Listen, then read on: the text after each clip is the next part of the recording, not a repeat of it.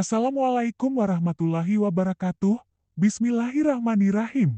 Kali ini kita akan membahas isi kandungan surat Al-Fatihah. Nama lain dari surat Al-Fatihah adalah Ummul Kitab, yang artinya induk juga pokok dari Al-Quran. Maka tak heran bila surat ini memiliki sejumlah kandungan yang maknanya menyeluruh.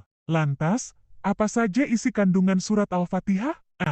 Quraisy Shihab dalam tafsir Al-Misbah mengatakan bahwa Al-Fatihah artinya pembukaan kitab secara tertulis. Surat ini juga disebut sebagai Asyalah, lantaran merupakan syarat sahnya salat. Al-Fatihah dikenal pula dengan Asabul Matsani, karena selalu dibaca berulang kali dalam salat. Kandungan surat Al-Fatihah dijelaskan dalam kitab tafsir Ibnu Katsir, tafsir Talili Kementerian Agama Jilid 1, dan dalam tafsir surah Al-Fatihah oleh Idrus Abidin. Berikut beberapa pokoknya. Pertama, akidah. Akidah yang disampaikan Allah SWT dalam Al-Quran kemudian disampaikan kepada manusia melalui Nabi Shallallahu Alaihi Wasallam. Aspek akidah ini mengajarkan mengenai keimanan atau keyakinan yang dikenal sebagai rukun iman yang berjumlah 6. Ketauhidan yang dibawa Al-Quran adalah ajaran yang begitu jelas, mudah dipahami, dan paling sempurna, yang mana mempercayai bahwa Allah sebagai Tuhan yang Maha Esa, Dialah pencipta sang halik alam semesta,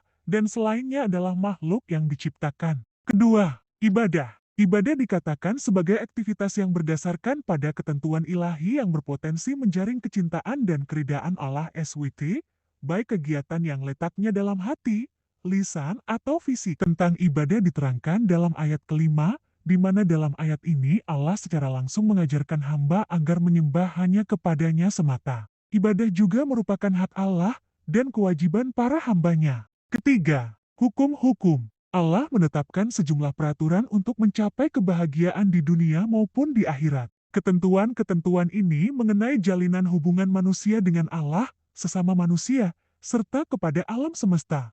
Adapun di dalam Al-Quran dapat ditemukan sekian banyak ayat yang membahas tentang hukum.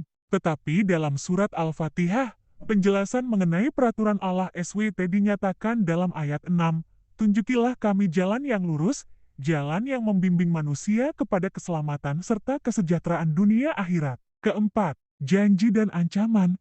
Allah tak pernah dusta. Dia menjanjikan kebahagiaan kepada hambanya yang bertakwa serta beriman, sementara ancaman yang berupa azab akan Allah berikan kepada mereka yang menyekutukannya dan tidak mengikuti ajaran yang dibawa utusannya melalui para nabi dan rasulnya. Kelima, kisah-kisah.